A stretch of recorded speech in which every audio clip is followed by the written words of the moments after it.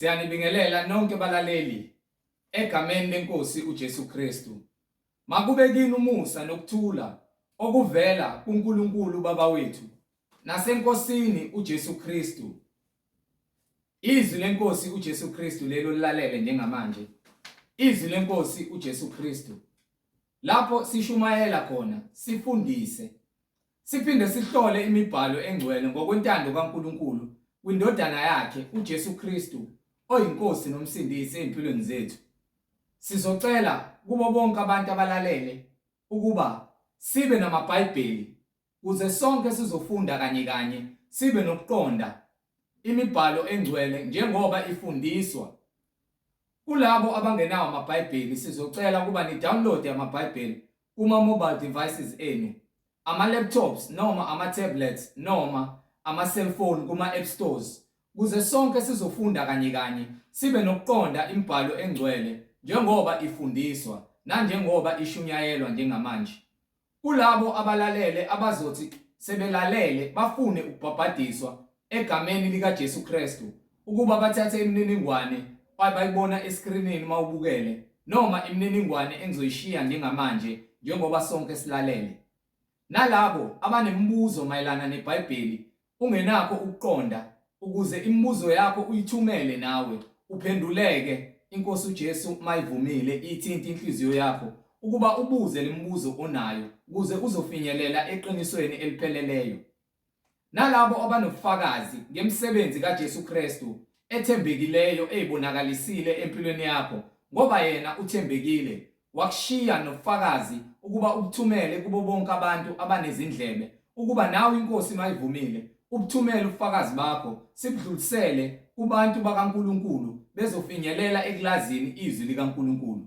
Bazalwane, ngizoqala ngishiye imininingwane, i-email address ithi izwilenkosi.ujesukristu@gmail.com, izwilenkosi.ujesukristu@gmail.com.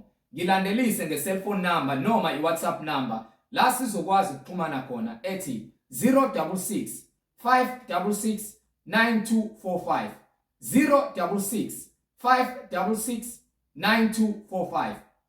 Bazalwane, intshumayelo zonke ziyatholakala ku-YouTube lapho uzokwazi khona ukuhlala khona phansi ubukele njengoba ubukela mawubukele.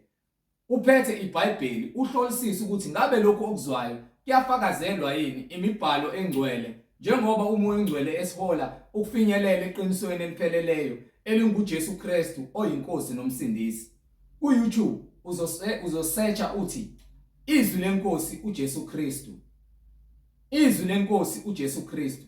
Ungakhohlwa ukusubscribe, ungakhohlwa futhi nokuthumela, upresse i-notification button, uphinde futhi uthumele ilink kulabo nalabo obaziyo obathandayo ukuze nabo bezofinyelela eqinisweni, ukuze uthumele ilink kulabo ohlanganyela nabo njalo manithi niyamkhonza uNkulunkulu ngokomoya nangeqiniso ukuze nabo bezohlolisisa ukuba lemfundiso abayiphethe ngabe umoya engcwele uyayifakazela yini ngembhalo engcwele iBhayibheli.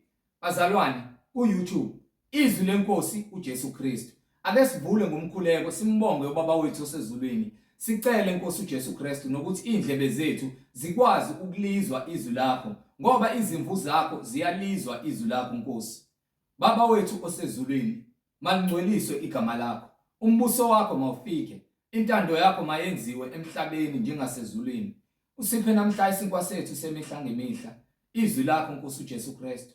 Usithethelela amacala ethu, usipha amandla nokuthethelela laba abasonayo, singangeniswa ekulingweni kodwa usindise kokubi, ngokuba umbuso ungowakho namandla nobukhosi. Jesu Kristu uyinkosi nomsindisi, khazimuliswa Nkosi empilweni zethu manje naphakade. Amen. Bazalwane, igama lami nginguNkanyiso Bright Zulu. Ngihamba nomfowethu uBradley Sebola nomfowethu uMhlengi Zondi ozobe sihola ejula enaba kamanzi ngokwemfihlakalo yembhalo, umoya ongcwele ekhazimuliswa kuzo zonke indlebe ezilalele namehlo abonayo. Egameni leNkosi yethu Jesu Kristu siyanibingelela nonke balaleli. Amen. Amen. Siyanibingelela bazalwane egameni leNkosi uJesu Kristu, umnini mandla onke, inkosi yokuphila uNkulunkulu kunguye konke kungaye, ungumsunguli nomphelelisi webandla labangcwele.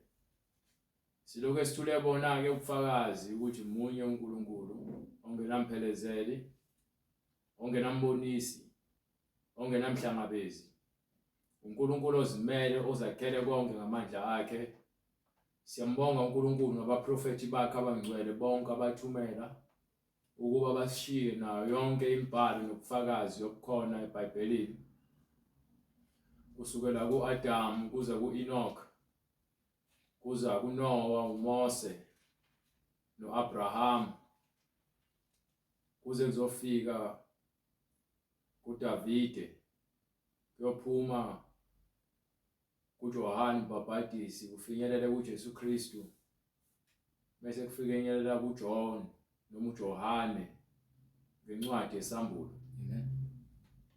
Ubufakazi buphelele ngalo iBhayibheli. Kuwo wonke umuntu othi uyakholwa fanele akholwe yilokho okubhalwe phansi. Amen. Akufanele ukholwe okunye okungekho eBhayibhelini.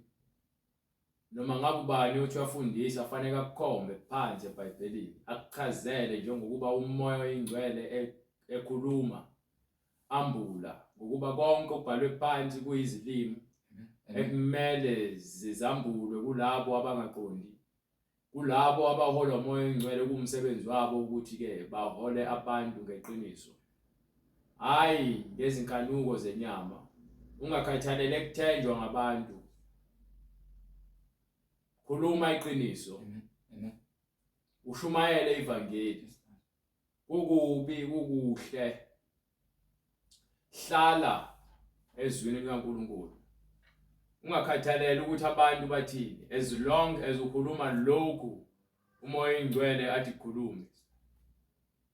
Ukuba ke uma ungakwenzi lokho, wena igazi labantu othi wabasaba lizoba sezandleni zakho ukuba ufuna ukukhuluma iqiniso.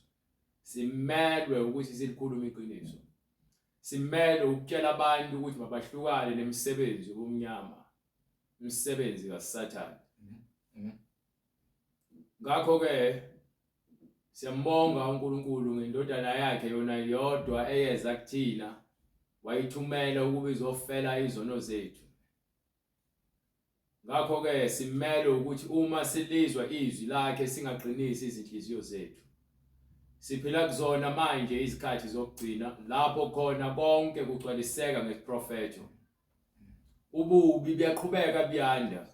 Ungabheki abanye abantu, bheka iBhayibheli bese uzihlole ukuthi ngabe wena indlela oyihambayo ifanelwe yini ubungcwele, noma ufanele ukuma phambi kaNkulunkulu akwahlulele ukuthi wena uhambile ngale ndlela uNkulunkulu afuna uhambe ngayo. Ngokuba uma uzoqhubeka ubheka abanye abantu uzowa, ngokuba uzogcina sowahlulela ngokwenyama lokhu uJesu angakufuni. Imibhalo eyahlulelayo iyona ekumele siyazi. Inyama ilwa nokuthi yona iyancintisana. Ingakho abantu bethi ke umtshela ukuthi wena uyisifebe athi nawe uyisidakwa. Okwenyama lokho. Kepha uma ngithi mina siyizoni ezimele ukuthethelelo, hlukana nesono ngokuba uJesu uthi ukuze ukwazi wena ukukhomba ukungcola komunye umuntu, phuma. Hallelujah Jesus. Hallelujah, glory to God. Phuma ekungcoleni izwi likaNkulunkulu lihlambulule ukuze uzokwazi ukuthi wena ukhulume nabanye abantu bakuzwe. Uthi umoya oyingcwele usakhile ngenkazimulo yakhe, esakha ngomfanekiso wakhe ukuthi thina simkhazimulise. Amen. Umoya oyingcwele akasakhelanga ukuthi sibe izidakwa, sibe izifebe, sibe izibotho, sibe iziphingi, sibe ngababulali, sibe nje abantu abangcolile phambi kwakhe. Umoya oyingcwele akasakhelanga uthi umzimba wethu uyithempeli lakhe, fanele ithempeli lakhe lihlanzeke. Ngabe ke njengekholwa umzimba wakho wena usuhlambululile yini ngezwi, ngokuba uthi uma ebuya ubuyela ibandla lakhe, uthi ulifuna lingenasihla nambimbi, lihlanzekile. ligeziwe ngesigezo samanzi ngezwi. Hallelujah, glory to God. Ngabe wena manje sowulamukelile inizwi noma ngabe usahamba ngokwezinkanuko zenyama. Shiya konke kushiye okuza ku libazisa wena ukuthi ukwazi ukuma phambi kukaJesu. Ukuba uJesu mebuya uyabuya. Ukuthi uthathe isikhathi esingakanani kepha uyabuya. Hallelujah. Ngesikhathi ezofika kwathatha isikhathi baningi ababemlindile. Kepha wafika. Hallelujah. Jesus Christ. Ezofika balinda. Babengazi noma esefikile badideka namanje kuzokwenzeka the same thing. Uthi ke mesebuya uyobuya njengokuba abantu ngesikhathi sikaNoah babe busy. Bedlala umasigcozi, bephuza, bedakwa, beshintshana ngabafazi. Nangesikhathi sikaMose egibele entabeni, basala abantu bazakhela iduna.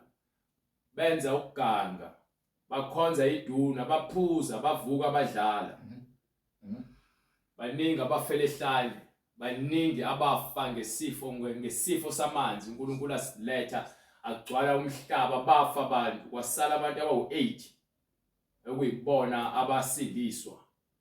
Njengoba namanje uthi uJesu lo mhlaba lo wakhelwa abaningi kepha lo zayo wabantu abayingcosana ingakho ethi ke ngena ngesango elincane ukuba lele elikhulu indlela enkulu ehanjwa abantu abaningi futhi yebhujisweni. Izwi noma ivangeli lobungcwele ivangeli labantu abafuna ngempela ukungena ezulwini. Akungene lutho elingcolile. Hallelujah Jesus. Thank you Lord. Akungene lutho. So uma usadlala umasigcozi noma usadlala isonto ngeke uzungene ezulwini. Fanele ulazi iBhayibheli lakho. Fanele umuze umoya ingcwele ukuthi uyena okuholayo uholwa yimina. Ungaholwa umfundisi wakho, holwa imoya ingcwele. Umfundisi wakho kumele aholwe umoya ingcwele. Jesus, yes Lord. Mningi umoya, baningi abantu abaholwa imoya enkohliso. Ngoba yini uNkulunkulu uthi ngokuba abafuna ukuziqinisa songipha incwadi yesibili yaseThesalonika. Sike sizwe ukuthi kwenziwa yini abantu bangamuzwa umoya ingcwele. Ngokuba uSathane usengenile emabandleni. Ungene ngamanga, wangena ngeimpahla zokugqoka, wangena ngokuzihlobisa, wangena ngenzondo, wangena ngobufebe, wangena ngokubulala, wangena ngezikhundla, wangena ngokugotshwala, wangena ngezibonakaliso zamanga. USathane uyabusa emabandleni enu. Ansaholwa iBhayibheli. iBhayibheli selikhona njengomhlobiso. Selithatha lelo verse ukuhlobisa nje inkulumo yakho ukuze uzokwazi ukumotivate kahle abantu. Kepha thina sifuna ukuzwa iBhayibheli ukuthi lithini. Asifuni ukuzwa wena ukuthi uthini. Masizwe iBhayibheli. Ingakho imibhalo ithi ke makube isiyalelo phezulu kwesiyalelo. Usungakhuluma kwakho okuchaza iBhayibheli lapha nalapha ya kepha okubalekile ukuthi isiyalezelo phezulu kwesiyalezelo umuqa phezulu komuqa usho ukuthi ke uhamba ngalo iBhayibheli. Utheni umbhalo mosuka lapha ku verse incwadi yesibili baseThesalonika sahluko 2. 2 Thessalonians chapter 2 starting from verse 1 because ngifuna size siyophuma nayo lezanza ngifuna siyiyeke noma siyigeje. Incwadi yesibili kwabaseThesalonika isahluko sesibili verse lokuqala. Yes sir. Kepha siyanxusa bazalwane. Bazalwane manje simi phezulu kwesisekelo sikamoya oyingcwele. Senza lokho iBhayibheli elikushoyo siyanxusa abazalwane. Mayelana nokufika kwenkosi yethu uJesu Kristu. Sithi kuwena uJesu yeza. Uma eza uJesu asazi uza kufika nini. Uthi uyakuza njengesela. Uzafika bonke abantu engalindele. Asazi nini. Ngaba namhlanje ngaba ikusasa ngabe ngola asazi. Hallelujah. Ngokuba khona oyedwa ozokwazi futhi. So ke ngokufika kwakhe sonke fanele sibe sesilungiselelwe ngomoya engcwele not ngokucabanga kwamfundisi wakho. Utheni umbhalo?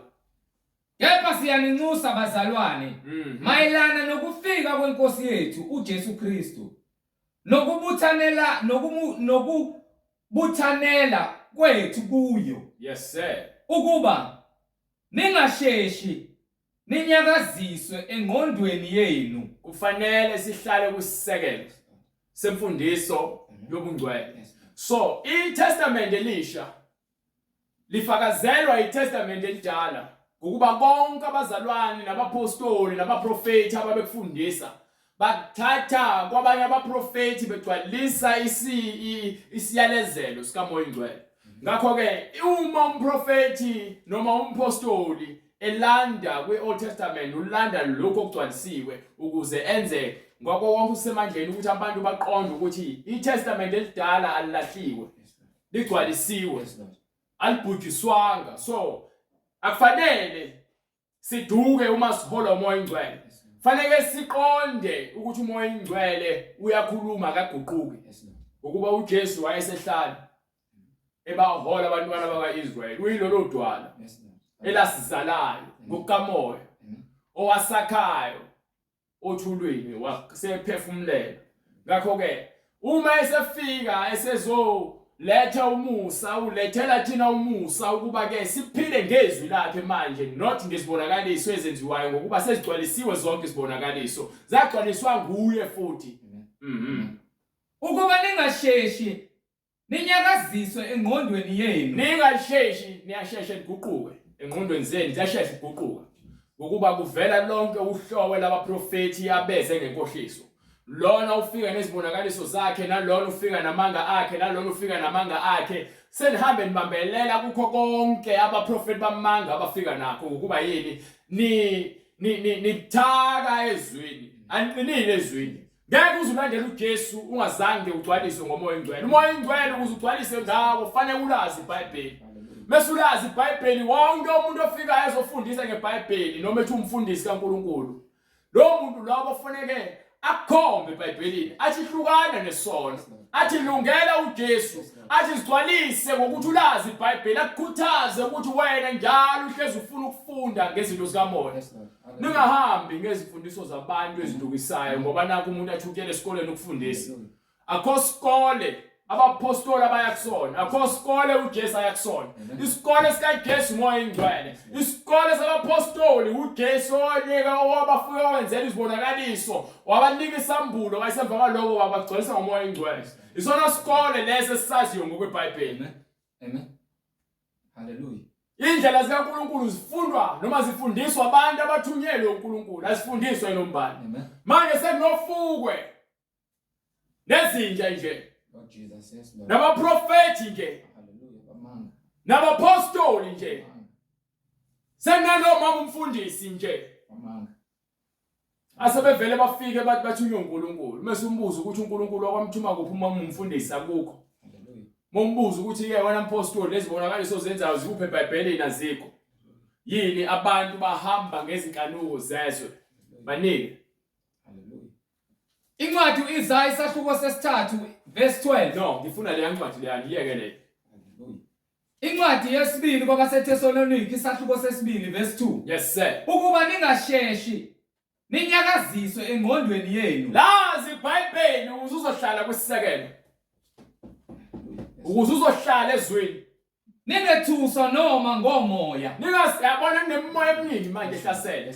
Ingakho sikutshela nje, sikutshela ngabantu abaphatha amaBhayibheli, kepha imoya ebaholayo akuyona imoya yaseBhayibhelini. Hayi ukuthi akuyona imoya, akuyona umoya waseBhayibhelini. Umoya wezwe, umoya kaSathane. Oza nenkohliso. Kepha umoya kaJesu bayawunqaba, kepha bazibiza ngabafundi nabafundisi bakaJesu. Kepha imisebenzi ithi enye incwadi lapha kwincwadi kaThithu sahluko 1 ngifuna ufundele from verse 15. In the book of Titus chapter 1 verse 15. Yes, Incwadi kuThithu isahluko sokuqala verse 15. Yes sir. Kwabahlanzekileyo Kulabo bonke abahlanzekileyo kulabo abalaziyo izwi bonke sikhulumayo kubona kugeziwe kuhlanzekile ngezwi akukona kwami. Kepha kwabangcolileyo Kepha kulabo ingqondo yabo edukisiwe bakhonjwa kwizinto eziphathekayo nabangakholwayo nalabo abangakholelwa yizwi kaNkulunkulu akukho lutho okuhlanzekileyo. bonke ingqondo yabo ngisho izenzo zabo indlela yokukhuluma indlela yokuziphatha indlela yokugqoka indlela yokuhlobisa abantu ohlala nabo konke kungcolile. Kodwa kungcole ingqondo yabo nonembeza wabo. Nonembeza uchitha isikhathi esiningi ungcolisa ingqondo yakho ngamadrama ka-TV, ngalomculo othuka inhlamba, ngabangani bakho abangahloniphi, nangezimpahla ezihlambalazayo, nangamaphephabhuku angenangqondo. Uchitha isikhathi esiningi ka-Instagram, uthatha izithombe uziposta, uloku ukhuluma izinto ezingathi shu, uloku ulandela abantu izinto engathi shu. Wena uqobo lwakho ugeziwe ngezwi. Ithele incwadi, bavuma ukuthi bayamazi uNkulunkulu, bese-ke ngemlomo yabo bavuma ukuthi bayamazi uNkulunkulu, kepha bayamphika ngemisebenzi yabo. bayamphika ngani? Ngemisebenzi yabo. Yini efakazela uNkulunkulu? Imisebenzi yabo. Imisebenzi ekufakazelayo ukuthi wena uphila ukungcwele. Haleluya, haleluya Jesus. Bangabanyanyekayo. Ithi umoya ingcwele ngenxa yokuthi nina nikholwa ngemlomo yenu, kepha izinhliziyo zenu zikude naye. Akakwazi ukuthi-ke umfana ngathi usindisiwe, kepha uthi unoma bezingane alala nabo ngaphandle komshado. Akwazi ukuthi umuntu angathi usindisiwe, umuntu wesilisa, kepha uhlale ejointini. Akakwazi ukuthi umuntu angathi usindisiwe ebebhizi ebhema ugwayi. Awukwazi ukuthi usindisiwe uloku ufakana nama-gold chains nama-gold teeth. Awukwazi, cha kodwa susa leyo nto leyo. Yes Lord Jesus. Awukwazi ukuthi usindisiwe ekubeni wena uthi ukholelwa emadlozini. Awukwazi ukuthi usindisiwe wena uphathe iziwasho. Umsebenzi enyanyekayo leyo. Awukwazi wena ukuthi usindisiwe umfana ulala nabanye abafana. Umsebenzi kaSathane leyo. Umsebenzi enyanyekayo phambi kwaNkulunkulu leyo. Awukwazi wena mama ukuthi uzothi usindisiwe uphathe imithi uyathakatha. Awukwazi ukuthi uthi usindisiwe embeni wehleba isonto sehlukene phakathi nendawo ngenxa yokuthi wena uhamba ukhuluma ngabanye abantu wena. Awukwazi ukuthi usindisiwe ekubeni unabantu ongabafundi, kepha ufuna ukuthethelelwa uNkulunkulu izono zakho. Awukwazi ukuthi usindisiwe embeni uhamba izangoma. Awukwazi ukuthi usindisiwe ufake iziphandla. Akekho umuntu wesifazane ozothi usindisiwe ekhiphe izisu elala nabafana abahlukahlukene. Awukwazi ukuthi usindisiwe umuntu wesifazane ufaka amabhlukwe. Awukwazi ukuthi usindisiwe umuntu wesifazane uluka izindwele zakho lokushintsha ama-extension, wenze izitayela ekhanda, wena ukhonza uSathane. Ngokuba-ke konke okwenzayo uphilela uSathane.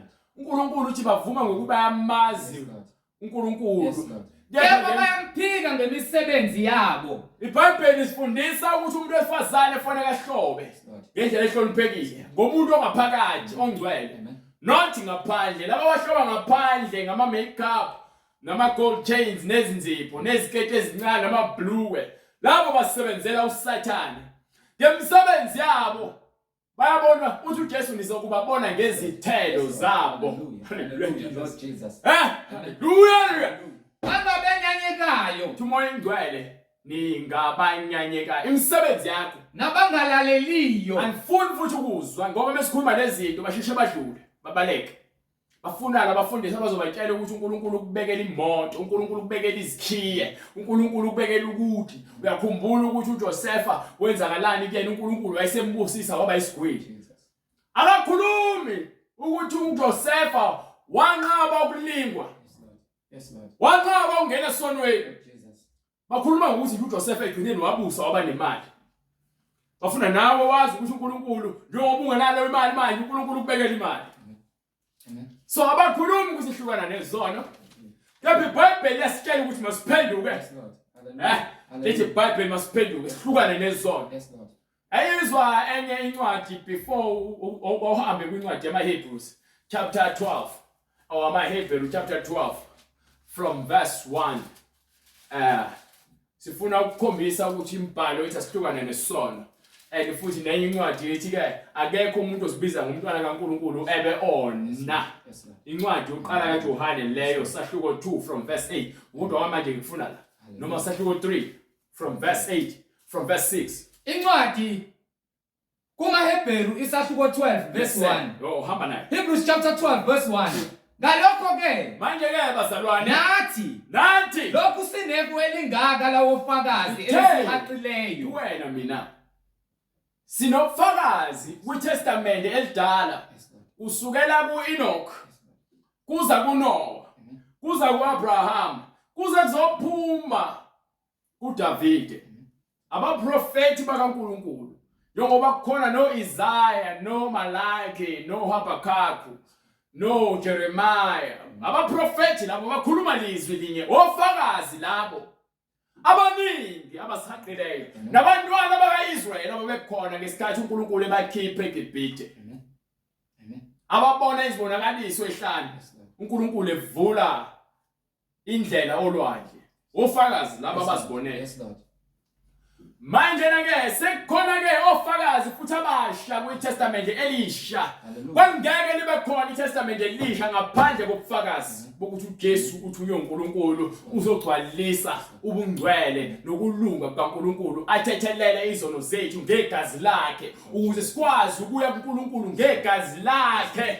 Ukuba-ke ngomthetho omdala sasingeke singene emngcweleni ngegazi lezilwane, singena ngegazi likaJesu. Uma lithi igazi likaJesu hlanjululwa ngalo uhlukana nezono, wena uzohlukana nezono. Ngeke ukubone kuyinkinga ukushiya ugwayi, ngeke ukubone kuyinkinga ukuya kuKhephezisi bese uyacela into ethelela uvume izono zakho ukuthi wena wonile phambi kaNkulunkulu, uyisela uKhephezisi ububulala wena. Wathethelelwa ukuthi wamukela uJesu ukuthi akugeze. Ngeke usaphinde ukwenze lokho, ngeke usaphinde ulale nomfana ongashadile naye. Uma uhlele emkhiphithweni uyamshiya lowo muntu ngokuba yini wena manje sowamukela uJesu. Jesu akahlala ethempeleni elingcolile, fanele kugezwe. Uma efika ukufika ungcolile afika kugezela ukuthi kuhlale yena ngezwi lakhe. Ungalingi uzikhohlisa ukuthi uJesu ukuthanda khona unjalo, uJesu ukuthanda khona unjalo ukuze uphendukele kuyena. Ungalingi uzikhohlisa. Abaningi bahlele ezonweni bazitshela ukuthi yes siphila ngaphansi komusa. Umusa akusho ukuthi uxhaphaze, akusho ukuthi sihlele phezulu kwawo. Sinobufakazi obusitshelayo ukuthini Ngalokho-ke nathi lokhu sinefu elingaka lofakazi elisihaqileyo. Masilahle konke. Masilahle mawulahla kusho ukuthi kunezinto ongafunakala ube nazo. Shiya phansi, uyakulahla lokho ngemumva, ukushiya ngemumva. Masilahle konke okusindayo. Uma-ke uphile esonweni noma unembeza wakho uthi-ke wena ukutshela ukuthi wena waphinga noma wantshontsha noma wabulale wachitha igazi noma wena wakhipha isisu, ufanele loso sono ume phambi kaJesu usivume. Uma wena ufaka amabhuluku umuntu wesifazane noma uyisitabane, fanele uze kuJesu uzovuma ukuthi uyisitabane. Usulale nabanye abafana, ngakho-ke awusafuni sowucela into ethelela uJesu uyakukhulula. Ngeke aze kukhulula uJesu ungazange uzivume izono zakho, kodwa ngeke. Masilahle konke okusindayo. Sifanele ukuthi silahle konke okusindayo nesono. Lahla isono. Silahle isono esithandela kangaka isono siyamthanda umuntu. Lord Jesus. Sono siyathanda ukubambelela kumuntu. Ngeke uJesu akusindise wena usavumela isono sikubambe. Ngeke uJesu aze akusindise uma wena uvumela isono ukuba sibe umngani wakho. Jesus. Hallelujah. Silahle isono. Yes Lord. Uzomazi kanjani uJesu ungazange usilahle isono? Uzomazi kanjani uJesu usaphila neziwasho? Uzomazi kanjani uJesu usafaka iziphandla uthi-ke uyakholwa kuJesu kepha ufaka iziphandla? Uzomazi kanjani uJesu uhamba izinyanga nabathakathi nezangoma? Uzomazi kanjani uJesu uthwele bene wesontweni uphathe iBhayibheli unikela ngemali engcolile? Lo mali yakhe izokufaka esihogweni, uzofika ekulindile ngale esihogweni. Ukuba yini imali yokufa leyo, nemali yokufeba nokudayisa ngomzimba ayinandawo esontweni likaNkulunkulu. uNkulunkulu akanandaba nemali yakho, unendaba nomphefumulo wakho. So le mali lokuzoyikhokha esontweni yokukhohlakala ngane izobe ikulindile, ngokuba-ke iyona ezokumangalela ukuba wena bowuphila impilo embili, bungaphili impilo kaJesu. Buphila impilo yobufebe ufuna ukungena funa ngapha emgcoleni. IBhayibheli akwazi ukulandela amakhosi amabili. Haleluya. Ngoba yena uzoyilandela kangcono. Abantu abaningi balandela isono kangcono, balandela uSathane kangcono, abafuna ukulandela uJesu. Mawuza kugeza uJesu uthi uNkulunkulu onesikhwele. Yes Lord. Yes Lord. Uthi yena uNkulunkulu onesikhwele, uvakashele-ke isono esizukulwaneni esilandelayo emva kwesizukulwane esilandelayo. Ngenxa yini yongafuna ukulalela kwabazali benu? Namanje-ke izwi likhishiwe, izikalo zonke kuphela nje kushoda abalimi nabavuni, ukuba bavuna abaningi nabalimi abaningi nabaqapheli abaningi. sebekhethe ukuthi badakwe amawayini notshwala bajole nebandla bajole nezwe abasafuni ukuhlala kwisisakelo seqiniso ingakho amasonto egcwele izitabane nabathakathi nezigebengu bengafuni ukuphenduka bahlukana nesono esithandele kangaka amabandla amaningi awile kepha zimile izindlu masuwile usho ukuthi ke uwele esonweni uphilela isono buyela ngale kule ncwadi edesifunda Thessalonica sahluko 2 from verse 1 siyantshela ukuthi iyothi into zokugcwalisa yizwi ekuyilona esinikiwe yakutshela uJesu ukuthi ke uma umuntu ezwa amazwi ami engawaloni angimahluleli mina ngiyapha yizwi engalishumayela iyona ilona ezokwahlula egcineni ngokuba yena akazikhulumeli okwakhe ukhuluma izinto zikamoya khona we understand umoya kaJesu ukhamba ezulwini igama elithi Jesu yilo moya okuyena inyama inalo igama ngikutshela ngokuba yini lalela-ke khona uzuqonda uma sengifile uma uyibiza inyama yami uzobheka izosabela no do you understand no Depha-ke umoya okumina igama lawo umhlengi ingakho-ke incwadi yesambulo ithi kwase kuvulwa izincwadi ngokuba legama elika moya ongaphakathi lo moya ongaphakathi uma sekuvulwa izincwadi kuyobe sekubhekwa-ke egameni kamoya ukuthi-ke umhlengi ukhona yini uma engekho umhlengi zondi kusho ukuthi indawo yakhe isesihogweni Betho-ke zavulwa izincwadi nenge yavulwa kwase kubhekwa amagama abo angatholakalanga encwadini yobungcwele base bethatha belahlwa echibeni lomlilo manje-ke we understand ukuthi le nyama yakho ayinalo igama umoya haleluya Jesus umoya kaJesu lowo uNkulunkulu lowo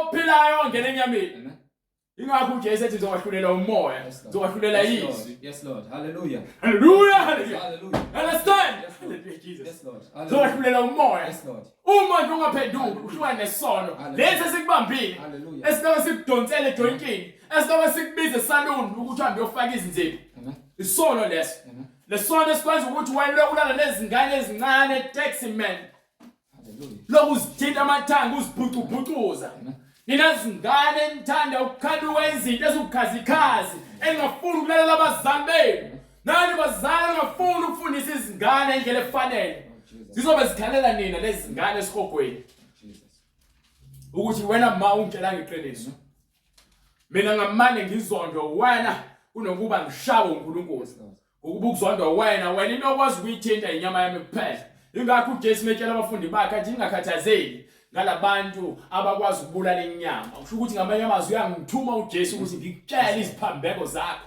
ngokuba methumela uIsaya uthi ke khala kakhulu ungayeki ukumemeza memeza ngezwi lakho lonke njengeqilongo utshela abantu iziphambeko zabo utshela yonke indlu kaIsrayeli iziphambeko zabo ngakho-ke thina sokutshela ukuthi izwe libolile liphila ngaphansi kwesandla sikaSathane ukuze uphume ngaphansi kwesandla sikaSathane wena udinga izwi likaJesu ezokhumbuza ukuthi uNkulunkulu wakwakha wena ngomfanekiso wakhe akakwakhelanga ukuthi ube isifebe akakwakhelanga ukuthi udansi kwakhe akakwakhelanga ukuthi wena ucule hip hop hallelujah akakwakhelanga ukuthi lo mzimba wakhe ithempeli lakhe ulale ngalo labanye abafana akakwakhelanga ukuthi ulale ngaphandle komshado akakwakhelanga ukuthi ukhonze abanye uNkulunkulu bezithombe noma amadlozi noma ke izithixo khonza amadimoni hallelujah uma umuntu ethi waphula amadlozi lo muntu uphula kumadimoni hallelujah akaphula uNkulunkulu akahlangani nabantu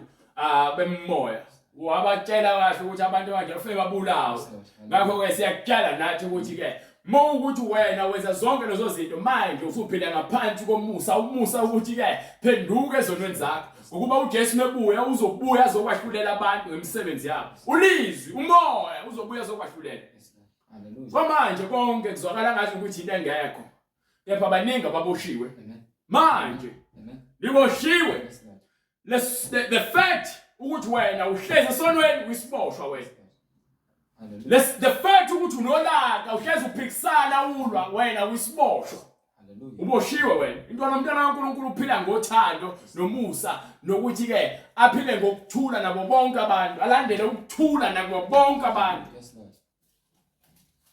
Yoko uJesu uyazi ukuthi abantu bayathanda ukwenza izinto ezimbi kubanye abantu. Athi kepha wena mnike lokho afuna ukuthi ke abe nakho ukuze ube nokuthula wena. Ukuthula akuthengwa.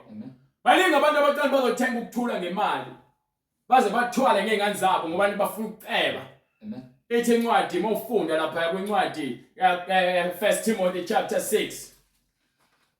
1 Timothy chapter 6 from verse 7 izokutshela ukuthi njengoba sifikile emhlabeni besenqunu nokuhamba kwethu uzohamba senqunu. So akukho esingakuthatha emhlabeni sihambe nabo. Banike incwadi yokuqala kuTimothy isahluko 6 verse 7. Yes sir. Ngokuba asilethanga lutho ezweni. Ayikho into esifike nayo emhlabeni. Ufike nje unqunu. Kusobala ukuthi singemuke nalutho futhi. Ngisho ngoba nemali engangentaba iTable Mountain.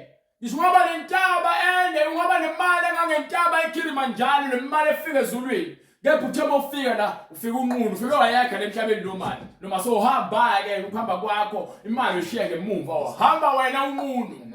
Kepha uma sinokudla nezambatho ima nje ungakwazi ukuthi waniseleke ngalokho nako ube nokuthi waniseleke ngalokho nako uzobe sokwazi ukuthi ukuthini ukuphila ukuthi noma unakho ukwazi ukupha abanye abantu noma ke ungenakho ulinde isikhathi esifanele uma ke uNkulunkulu ebusisile kwakuningi ukwazi ukuthi ube nomusa nakwabanye abantu. Lokho kugcwalisa uthando lwaNkulunkulu. Okhombela kwesabo, omonase labo abanemgodi kagcwale. Ibona bonke labo abakwazi ukucindezela abantu bakaNkulunkulu bathatha iBhayibheli baliphendule, bafundise izinto ezingekho eBhayibhelini, benze izibonakaliso zamanga, badukisa abantu abaningi. Ukuze abantu bengeke basafinyelela eqinisweni.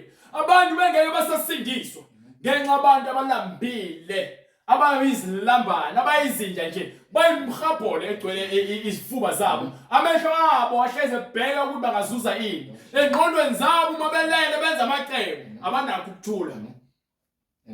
So uma iBhayibheli isitshela lithi ke sifike singenalutho kusobala ukuthi sizohamba singenalutho kuphela nje uma sinokudla nezambatho nempahla yokugqoka aseneliswe yikho. Kusho njalo uJesu athi ningakhathazeki ukuthi nizolalaphi nizogqokana nizodlana.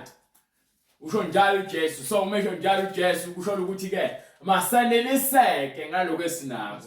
Mesiqhubeka ithini? Ngifuna ukuthi ichaze ukuthi ithini meyiqhubeka. Kepha abafuna ukuceba labo abathanda imali la yabona labo saziwayo sisibenu labo babona ka TV. Nalabafundisi benu abadumile nalabo DJ benu enibabona abadumile ilabo abafuna ukuceba ezindaba bangenza noma ngabe yini ukuze babukwe uSathane uyabasebenzisa ukuze bona babe osaziwayo labo abafuna ukuceba bayela ekuningweni uSathane bakhombisa indlela shortcut eya ekucebeni bayilandele bese ke bayakhungatheka ezilingweni zibabambe izilingo nasesihibeni bese ke bangene ogibeni babona ufish ukuze ukwazi ukubamba fanele ke uphose udobo emanzini kulolo dobo ufake inyama noma ngabe ufake ukudla okudliwa ofish angithi Mese ke ufish uyibona lenyama ufike uhambe uyobamba kanti usungena kwiwulu. Labo lelo sibe leso sizokwenza ukuthi ufish ubanjwe ubuye ke manje uzongena emlilweni udliwe. Kanjalo noSathane abaningi banqoba kanjalo ukulethela izinto ozifunayo.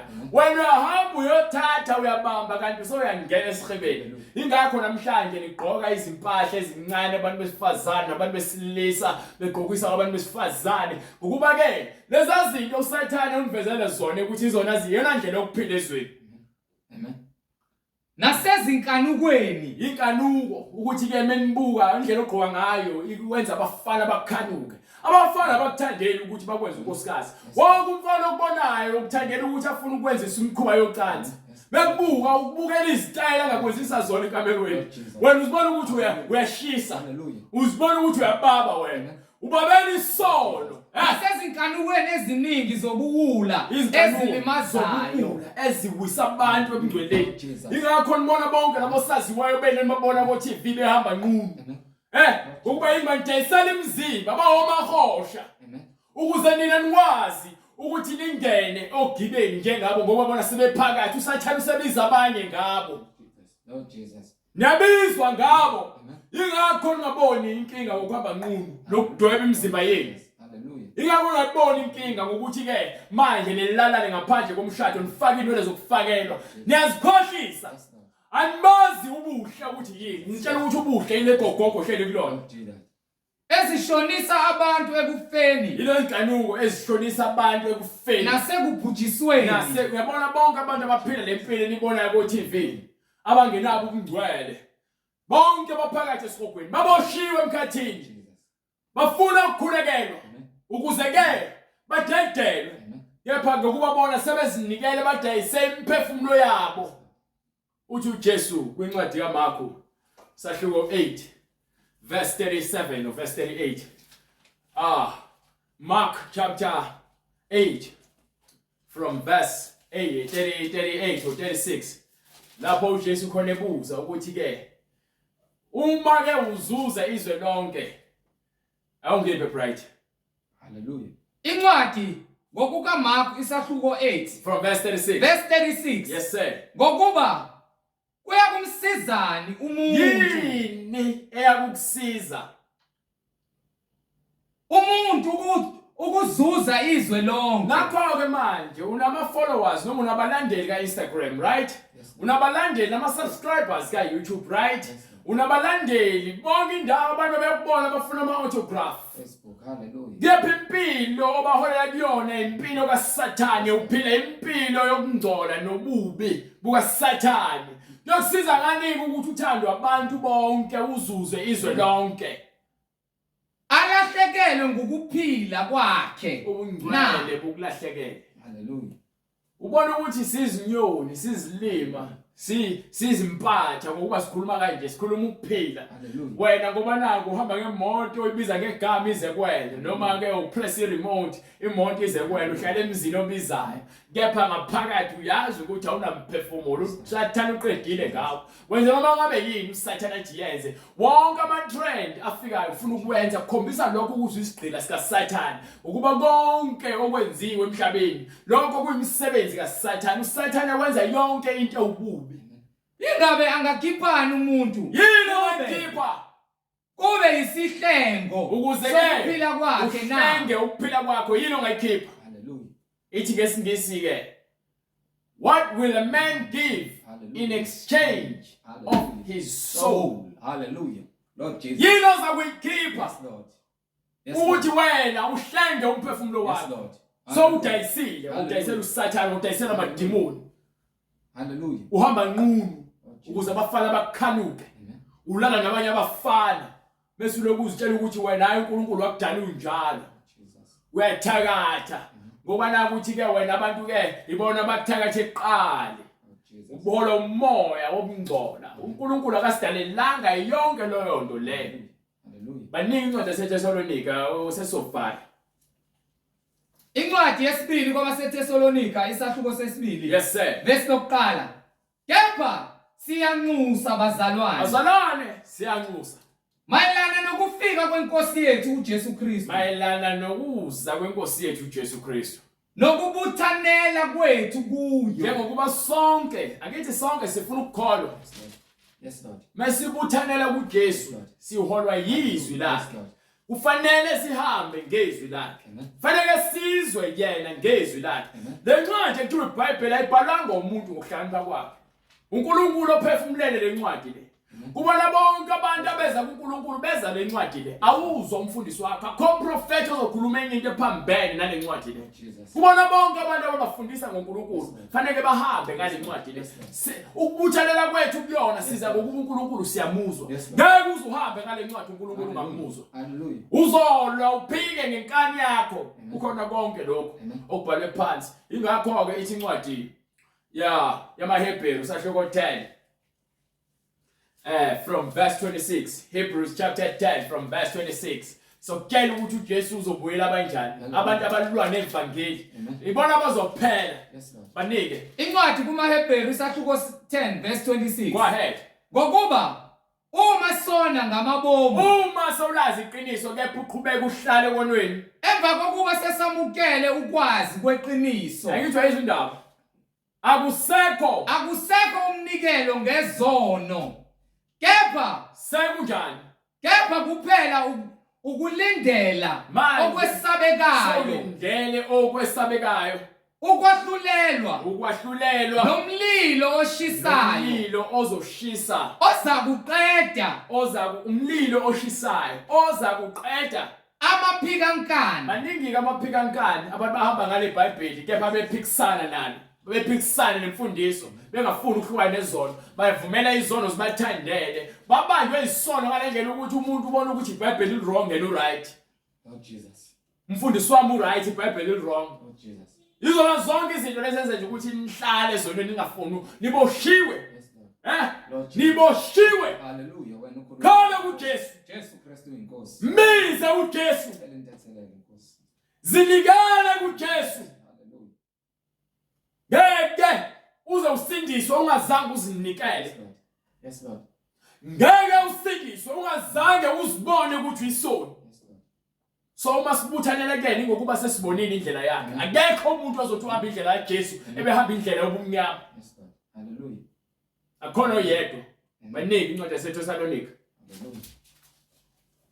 kunzima ukuphila impilo yomngcwele kepha kumnandi uma sowiqonda haleluya ngokuba ukuhamba kwakho uhamba ngokuqonda indlela kaNkulunkulu awufuni umuntu ozokuphazamisa ngoba uyakwazi ukubona umoya kaSathane oza lokudukisa baningi kepha siyaninxusa bazalwane mayelana nokufika kwenkosi yethu amen uJesu Kristu yes sir nokubuthanela kwethu kuyo ukubuthanela kwethu kona kuye ukona okwenza thina sibe munye naye ngokukamoya yes Lord ukuba ningasheshi ninyakaziswe engqondweni yenu ningadukiswa yes Lord siyaxwayisa ningadukiswa haleluya funda iBhayibheli lakho lazi iBhayibheli lakho muzwa umoya engcwele uzobe sowuzwa ukuthi ngabe lokhu umuntu asikhuluma noma ngabe ukhuluma ngoba ningi abafundisi abakhishwe manje uSathane ama-agent kaSathane ko-YouTube ku-internet ko-Facebook yonke indawo kugcwele abafundisi kodwa umuntu uyalalela abafundisi ngoNkulunkulu weJesu uNkulunkulu uJesu besimshumayelayo othi phenduka ezonweni zakho bonke bakhuluma ngezinto eziphathekayo akekho othi kehlukana nezono zakho amen ninethuswa noma ngomoya yabona nje wasitshela sithi mningi umoya ekhishiwe yes Lord umoya engcwele uyafakaza ngencwadi kaJohane sahluko 4 amen sifuna ukukhombisa incwadi yokuqala kaJohane sahluko 4 kusukela kuverse 1 khona sokutshela ukuthi fanele ukwazi ukuhlukanisa imoya 1 John chapter 4 from verse 1 incwadi yokuqala kaJohane isahluko sesine iverse lokuqala starting chapter 5 first hallelujah starting chapter 5 first from verse 4 incwadi yokuqala kaJohane 1 I want you to read it so that bezoyizwa kahle incwadi kaJohane isahluko sesihlanu iverse lokuqala yes sir yilowo nalowo okholwa ukuthi uJesu ungukristu uma ukholwa ukuthi uJesu ungukristu uzelwe nguNkulunkulu uzelwe ngokukamoya nalowo othanda ozelweyo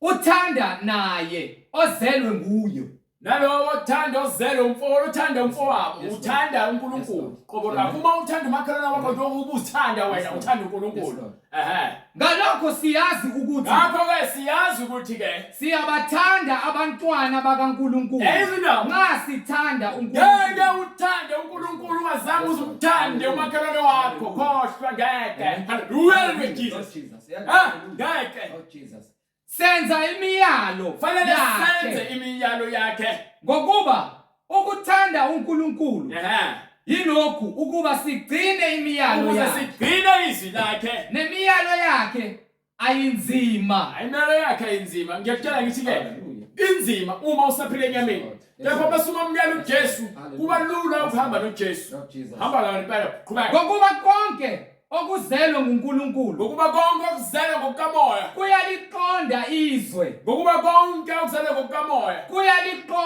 kuyalinqoba izwe umuntu ozelwe ngomoya uyakwazi ukwamukela uyakwazi ukunqoba izinto zenyama ngokuba konke okuzelwe nguNkulunkulu kuyalinqoba izwe ngokuba konke okuzelwe ngokukamoya kuyakwazi ukunqoba izinto zenyama ngeke usezwe abantu usuzozwa izwi likaNkulunkulu ngeke umuntu engeke ufike ezokukhohlisa egcwele umoya kaSathane namadimoni uyakwazi ukuzwa qhubeka amen lokhu kuyinqobo enqobe izwe qhubeka ukukholwa kwethu kubani onqoba izwe uma kungesiye okholwa ukuthi uJesu uyindodana kaNkulunkulu na lezo indaba fanele uqale ukholwe ukuthi uJesu yes Lord yabona ke abantu abaningi bayadidiseka ingakho belandela oshembe belandela abaprofeti bamanga nezangoma ukuba abakumqondo uJesu ngizona umqondo uJesu yobe sokwazi buya chapter 4 First John chapter 4 from verse 1 because I want us to close manje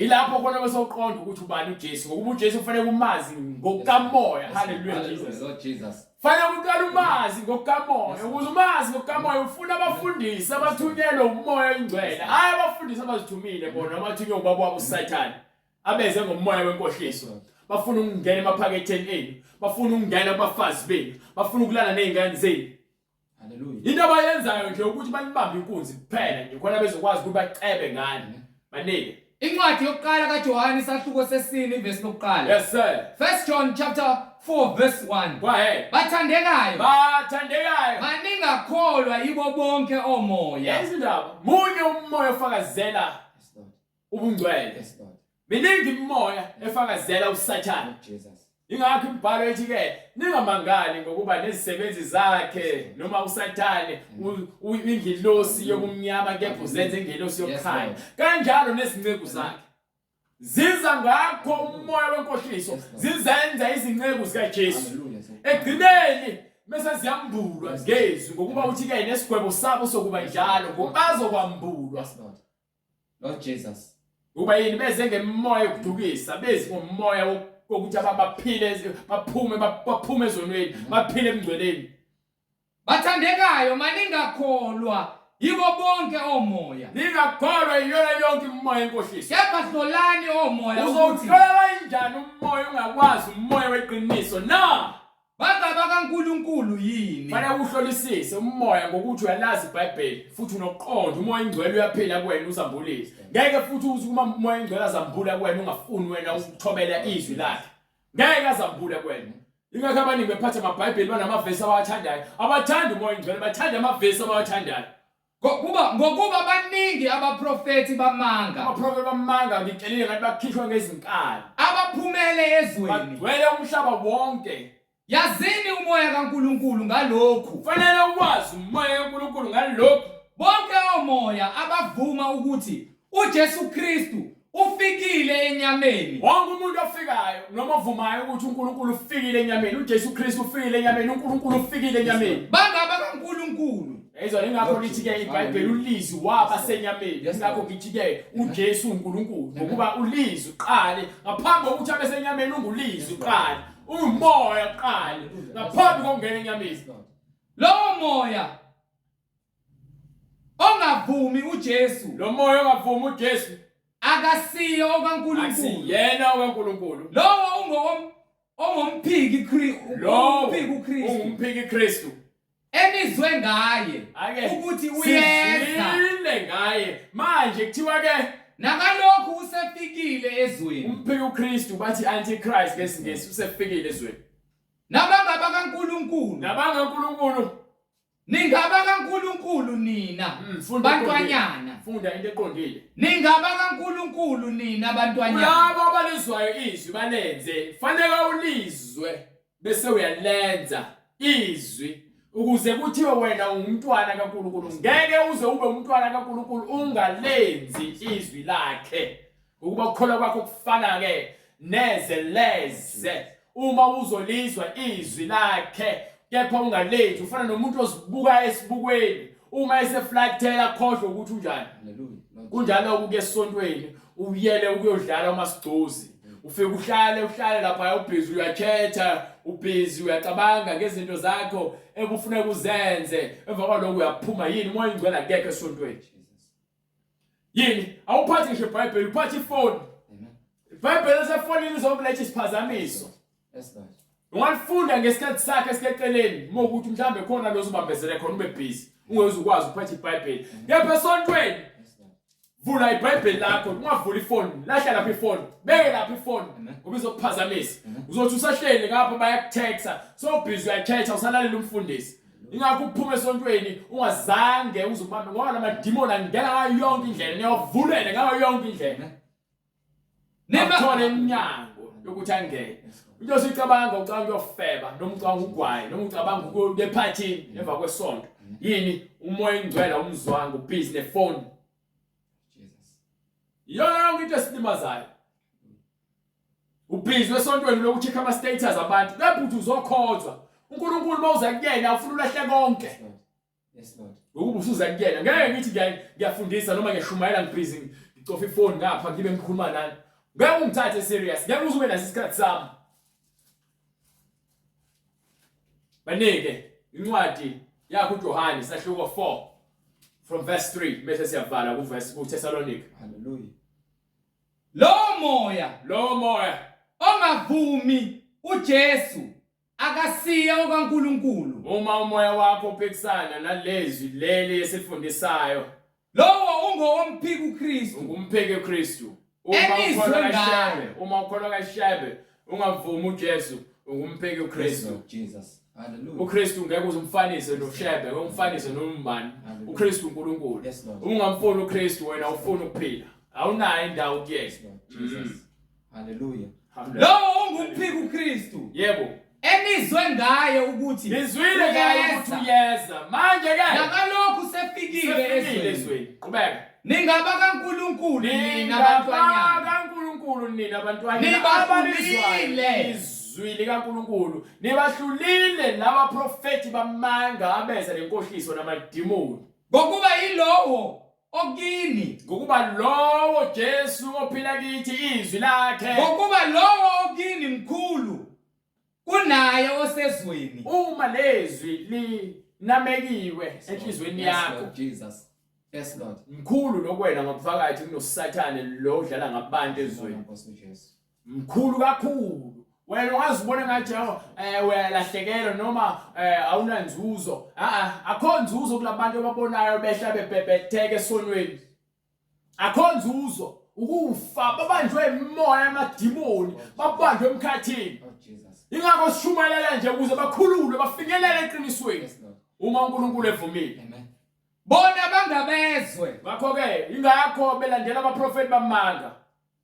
ngalokho bakhuluma okwezwe bakhuluma izinto zezwe ngokuba balandela abaprofeti bamanga nabaprofeti bamanga bangabezwe ngokuba bakhuluma izinto ezithandwa abantu nezwe liyabezwa kuba ke ingakho nezwe balandela bonke abantu abangenzi intando kaNkulunkulu abayezwe balandela ubaba usathane wasesihogweni ozobadukisa abalahlekise ebungcweleni ukuze bengeke bayithole inkazimulo kaNkulunkulu singaba kaNkulunkulu uma uthatha lezi ulifaka enhlizweni yakho ulandela uphila ngokulesaba wenza yonke into elizwe lithi lenze wena ungokaNkulunkulu wena omaziyo uNkulunkulu uyasizwa so uma sikhuluma nabantu njengoba namanje sikhuluma nje abalaziyo izwi yes lord bayasizwa abangalazi izwi sikhuluma ulimi olungaqondakali kubona bathi ke siyabathuka kanti usathana amadimoni iwona lawathukwayo asilwi nani impi esilwayo aziyone ke nya Jesus amen silwa impi kamoya le moya enibambile lama extension ofakile imimoya yes lord lokugwayo obhemayo imimoya lokulala kwakho nabantu abahlukahlukene imimoya kaSathane yes lord ongesiyo okaNkulunkulu akasizwa ekeze uze uzwe buyela ngale ngencwadi yaseThessalonika sahluko 1 Thessalonians chapter 2 from verse 3 from verse 2 incwadi yesibili kwabaseThessalonika isahluko sesibili verse lesibili yes sir ukuba ningasheshi ninyakaziswe engqondweni yenu ningasheshe ninyakaziswe ezingqondweni zenu Ningethuswa noma ngomoya. Yazi indaba lingasakiswa. Yes, Lord. Imoya eminingi Yes, Lord. elokhu ifunguza iyakutshela futhi iBhayibheli ithi ke qaphelani ngokuba uSathane uyahamba uyabhonga njengembobesi. Yes, Lord. Ufuna zobagwenya. Jesus. Nina ke hlalani niqinile okholweni nini nazi ukuthi uNkulunkulu wenu unani. Ngokuba zonke lezi zinto lezi ezimbi zehlela abazalwane bethu abasezweni abasaphila ngokwezinkanuko manje wona usindisiwe ungalwi impi yekamoya ngenyama yiloko moya balekela kuJesu mbize uJesu Jesus. Ningethuswa noma ngomoya. singathuswa imoya Noma ngezwi. noma yizwi Noma ngencwadi. Ngokungathi ivela kithi. uma bengakhulumi lezwi baleka ngeenyawo zombili. Hallelujah. Qhubeka. Sengathi usuku lukaKristu selufikile. Usuku lukaKristu likakufika salindile. Yes, Lord. Uma uthola umusa ukuthi uhlale ulinde. Amen. Hallelujah. Makungabikho umuntu onikhohlisayo nangayiphi indlela. Ingakho sikutshela ukuthi kubalekile ukulazi iBhayibheli lakho. Nikhohlwani indaba zokuthi nihamba ama revival nama conference na yonke lento. I-revival ungakanjani i-revival ungalazi iBhayibheli ile fuselelwayo. Hallelujah. Lord Jesus. Mculo inhlabalase nijuluke nisibhuquze phansi nizenze abantu abanomoya ingcwele engenawo. Lord Jesus. Yes. Ngenxa ukuthi nje nibanjwe amadimoni agcwele lolo sonto lena nenza ukuthi nenze yonke lemkube egcine la madimoni niziwabona. Lord Jesus. Ukuthi bendidlala ngesikhathi seni izwe nilazi. Yes, Lord. Izwe kumele ulazi. Ngaphambi kokuthi siphume sikhulume ngezilimi. Yes, Lord. Hallelujah. Fanele siqale silazi izwi ukuze lo muntu omla kuba uyena ovuselela bonke abantu ngezwi hayi ngemkhuba yasezweni. Yes, Lord. Makungabikho umuntu onikhohlisayo nangayiphi indlela. Yes sir. Ngokuba aluyi kufika kungavelanga kuqala ukuhlubuka kwambhulwe umuntu ongenamthetho indodana yokulahlwa. Fanele konke kugcwaliseke. Yes, Lord. Ngaphambi kokuthi uJesu abuye uthi uJesu fanele konke akhona elilodwa igama elikhona emthethweni Yes, Lord.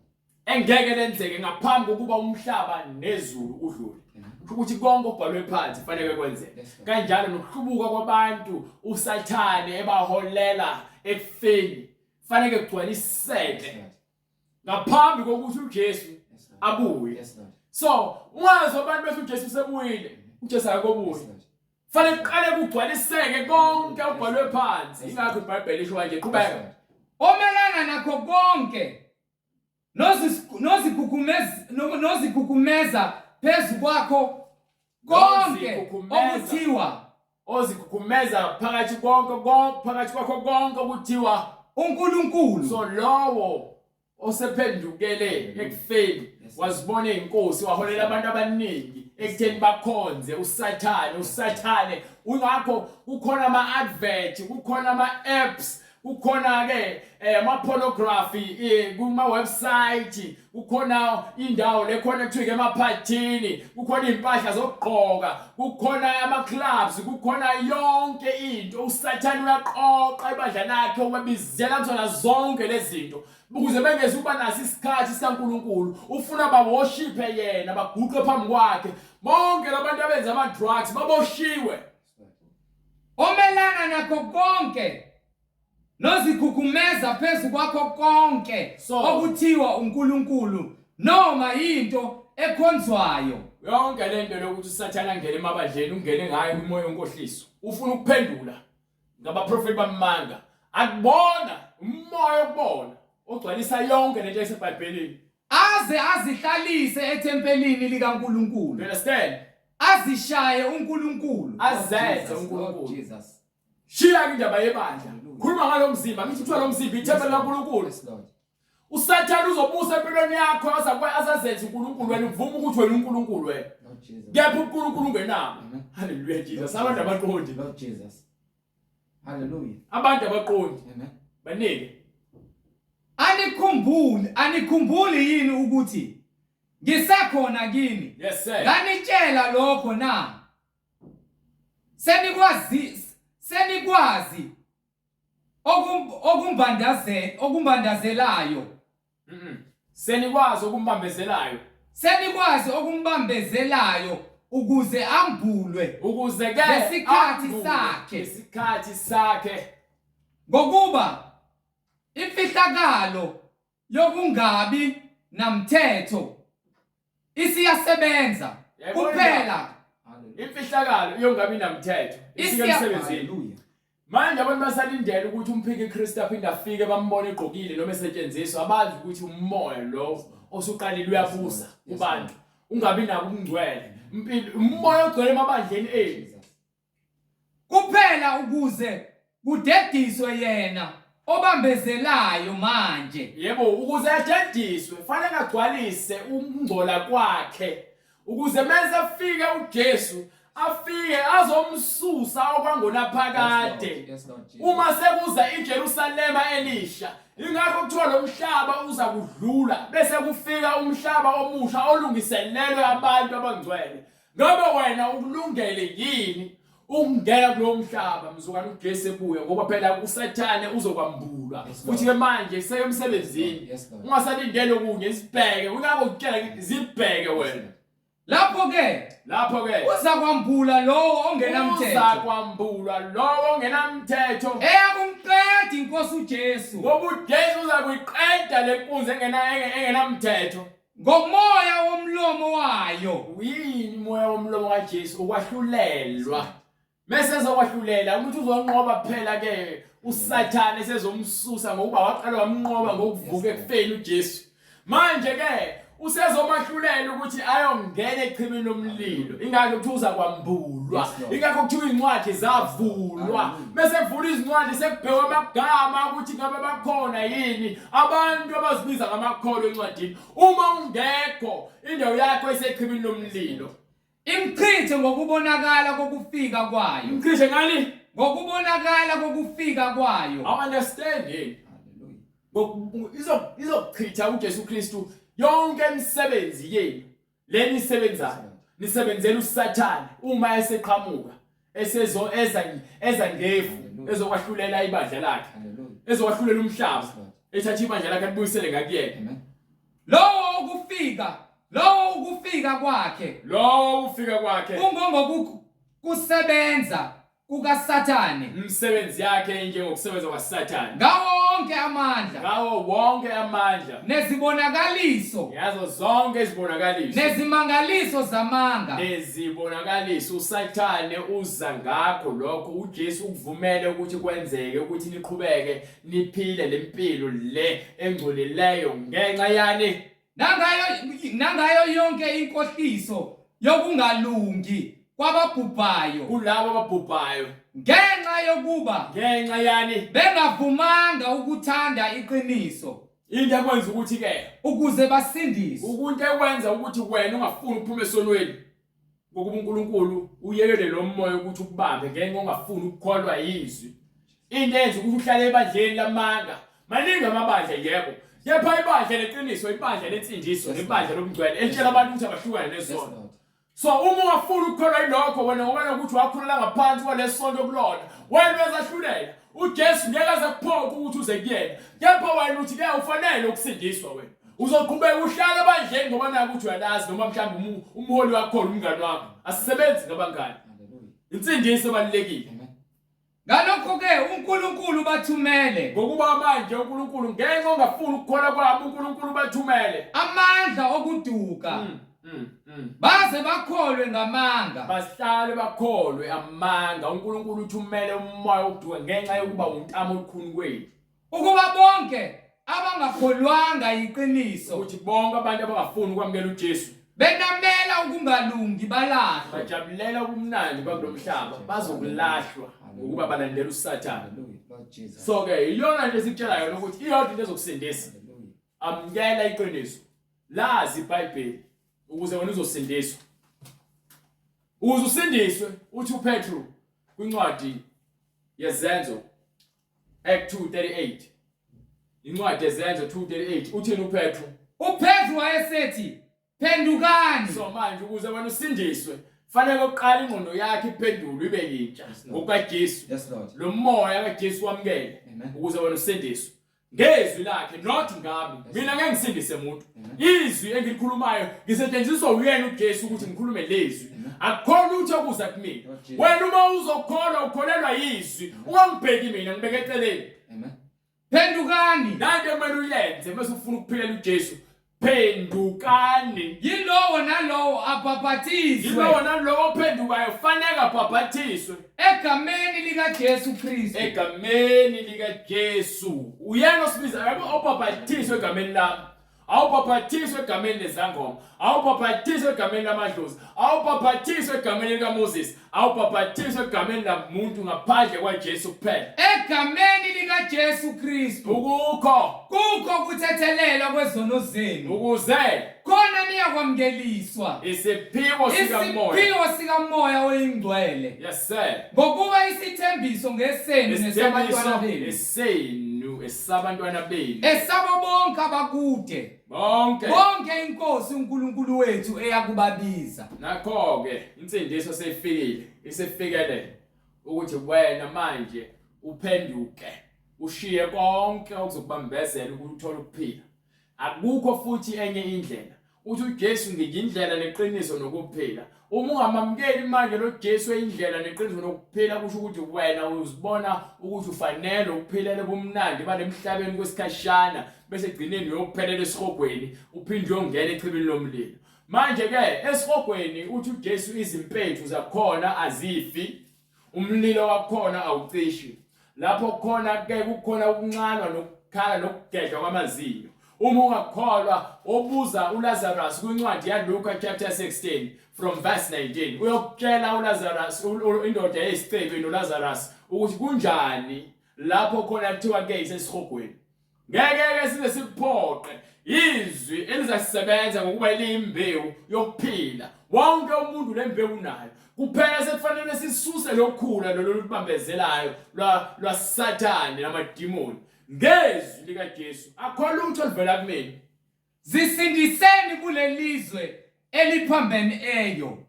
Iyona ndlela lezo kuletha insindisweni. So uma sofuna ukubhaphathiswa egameni likaJesu Kristu uyobe sowusithinta kule nombolo oyibonayo ku screen noma email address noma wenze noma yaphi indlela ukuthi wena ugcine ufinyelele ekutheni usindisiwe ukubhaphathiswa egameni likaJesu Kristu ukuze uthethelelwe zonke lezono ozenzile. Sonke siyenzile leyo nto ukuthi sivume izono zethu. Asimile lana ngoba nakusingcono kunabanye abantu. Simlana ngokuba sivumile ukuthi sizone. Namanje sisanxusa ukuthi zonke izono esizenzile sazi noma singazi zithethelelwe ukuze sipheleliswe kuJesu ukuze mzukwane ebuya sifice sihlanzekile phambi kwakhe. Sikhuthaza nabo bonke abafundisi nabalandeli ukuba benze okufanayo, beze eqinisweni, babuyele endleleni kaJesu ngokuba uJesu uyakhala ngabafundisi bamanga nabaprofeti bamanga nabapostoli bamanga. No Jezebel abagcwele emasontweni ukuthi mabayeke konke okuzobalethela ukufa. Basindiswe ngokupheleleyo, baphenduke ngokupheleleyo ukuze basindiswe ngendlela efaneleyo egameni likaJesu Kristu. Alikho elinye igama likaJesu Kristu litholakala ngeBhayibheli. Ufuna indlela ezulwini uzoyithola eBhayibhelini. Ufuna indlela esihogweni uzoyithola ezweni. Izikhethele-ke namhlanje ukuthi wena ngabe ufuna ukuhamba ngayiphi indlela. Sithi uNkulunkulu enibusise anigcine siphinde futhi sikwazi ukubonana ngokuzayo uma uNkulunkulu evumile. Sicela sifane nomkhuleko. Baba egameni lenkosi yethu uJesu Kristu, uNkulunkulu namandla, siyabonga Nkosi, siyabonga kuba wena uyakhazimuliswa. Wena Nkosi uJesu Kristu uyinkosi nomsindisi, ukuvuka kwabo bonke abathembela ezwini lakho Nkosi, abafuna ukuhamba ngobungcwele. Wena uyinkosi nomsindisi, wena uyizibulo lokuqala kwabavukileyo. Wena uyinkosi nomsindisi, siyacela Nkosi uJesu Kristu usithethelele zonke iphambeko zethu Nkosi lapho sivumele khona umoya wenkohliso nokuduka Nkosi ukuthi ubuse ithempeli lakho lomzimba wethu obumbile wena ngomhlabathi. Siyacela Nkosi ukulizwa izwi lakho lingene ukukhanya ngaphakathi empilweni zethu, kukhanye ukukhanya kwakho Nkosi, sibe ngumuzi obekiwe ngaphezulu kwentaba okhanyayo. Siyacela Nkosi ungagcini ngokuphatha izwi lakho ngomlomo yethu, kepha sicela ukuba abalizwayo silenze. Siyacela Moya Ngcwele ukuba bonke abazwayo ubakhululayo wena Nkosi uJesu Kristu babheke kuwe Nkosi uJesu, bagijime bebheke kuwe, bahlahle yonke imisebenzi esinda kangaka nesono esithandela kangaka kumuntu esifuna ukumholela ekufeni nasekulungweni. Kepha siyabonga izwi lakho Nkosi uJesu Kristu ukuba lifikile lingumlilo ngaphakathi, lishisa yonke imisebenzi engcolileyo, imisebenzi kaSathane ofuna abantu bakhothamela imisebenzi yakhe engalungile empilweni zabo nezimpilo zethu. Nkosi, khazimulisa Nkosi uJesu, intando yakho mayenziwe, uzibonakalise wena ngokwembhalo nangamandla akho onke egameni lenkosi yethu Jesu Kristu. Wena Nkosi uJesu Kristu inkosi nomsindisi, khazimulisa Nkosi manje naphakade. Amen. Amen. Hallelujah.